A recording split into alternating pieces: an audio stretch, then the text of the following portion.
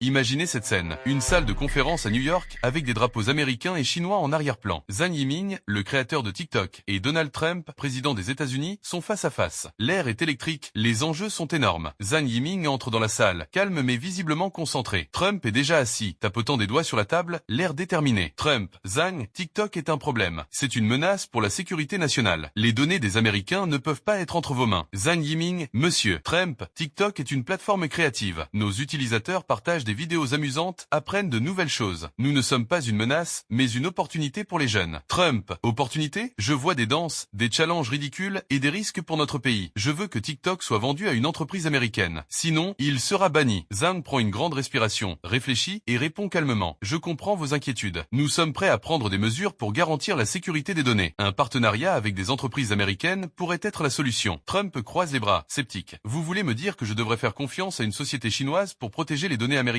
Soyons réalistes. Zhang Yiming. Et moi, je vous demande de regarder l'impact positif de TikTok. Des millions d'Américains utilisent cette application pour s'exprimer, pour apprendre, pour se connecter. Trump, oui, mais cela ne change rien au problème principal. Je veux une garantie. Sinon, TikTok disparaît des États-Unis. Zhang, visiblement frustré mais toujours calme, sort une proposition écrite et la dépose sur la table. Voici notre solution. Un data center aux États-Unis contrôlé par une entreprise indépendante. Les données américaines resteront aux États-Unis. Trump prend le document, le parcourt rapidement et esquisse un léger sourire. Zhang, vous êtes malin, mais cette fois, je veux plus. C'est votre dernière chance. Quelques jours plus tard, Trump annonce sa décision devant la presse. Zhang regarde depuis son bureau anxieux. Trump, après des négociations serrées, j'ai décidé de lever l'interdiction de TikTok. Grâce à des mesures solides, les données des Américains seront désormais protégées. Mais je resterai vigilant. Zhang soupire de soulagement. Il se tourne vers son équipe. Nous l'avons fait, mais c'est juste le début. TikTok doit prouver qu'il peut être un modèle pour le monde entier. Morale de l'histoire, les grands enjeux technologiques sont aussi des batailles politiques. Avec diplomatie et vision, même les obstacles les plus difficiles peuvent être surmontés.